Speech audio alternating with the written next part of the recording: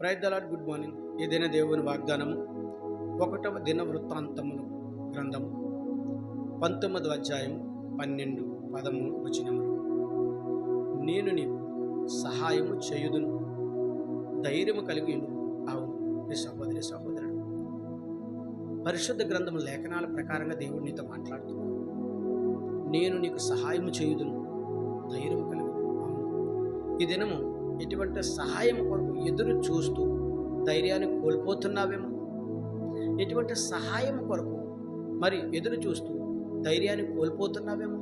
అయితే ప్రభువైన యేసుక్రీస్తు వారి దినం మీతో మాట్లాడు. నేనే నీకు ధైర్యం, నేనే నీకు సహాయం చేసే దేవుడును, నేనే నిన్ను ధైర్యపరిచే దేవుడును అని దినం మాట్లాడుతున్నాను. నువ్వు నమ్మి ప్రార్థించగలవా? ఆ దినము మరి దేవుడే నా సహాయకుడని మరి పేరు పెట్టుకొని మరి దేవుడు నాకు సహాయం చేయలేదే, నా యొక్క ప్రాంతానికి నా కుటుంబం లేమి కలిగి మరి కరువేర్పడిందని మరి ఆ ఎలీమెలెకు మరి మోయాబీ దేశం వెళ్ళి గొప్ప శాపాన్ని పొందుకున్నాడు. మరి అట్టి విధముగా కాకుండా దేవుడే నీకు సహాయం చేస్తాను అంటున్నాడు కదా. దేవుని మాటను నమ్మి మరి ఎలీమెలెకు వలె కాకుండా మరి ఆ గొప్ప తండ్రి మరి రూతు వలె గొప్ప సహాయం కొరకు ఎదురు చూస్తే నిన్ను గొప్పగా దీవించి ఆశీర్వదిస్తానని ప్రభువైన యేసుక్రీస్తు వారి మీతో మాట్లాడుతున్నాను.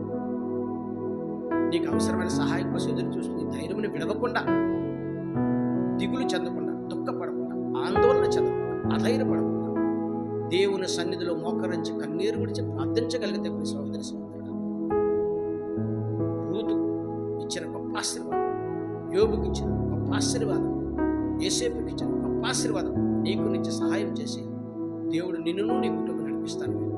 ప్రభువైన యేసుక్రీస్తు వారి దినము వాగ్దానం ద్వారా నీతో మాట్లాడుతాను. ఆమేన్. ప్రార్థన చేద్దాం.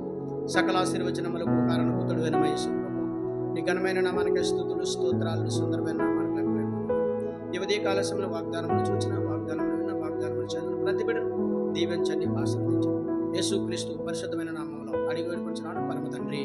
ఆమేన్.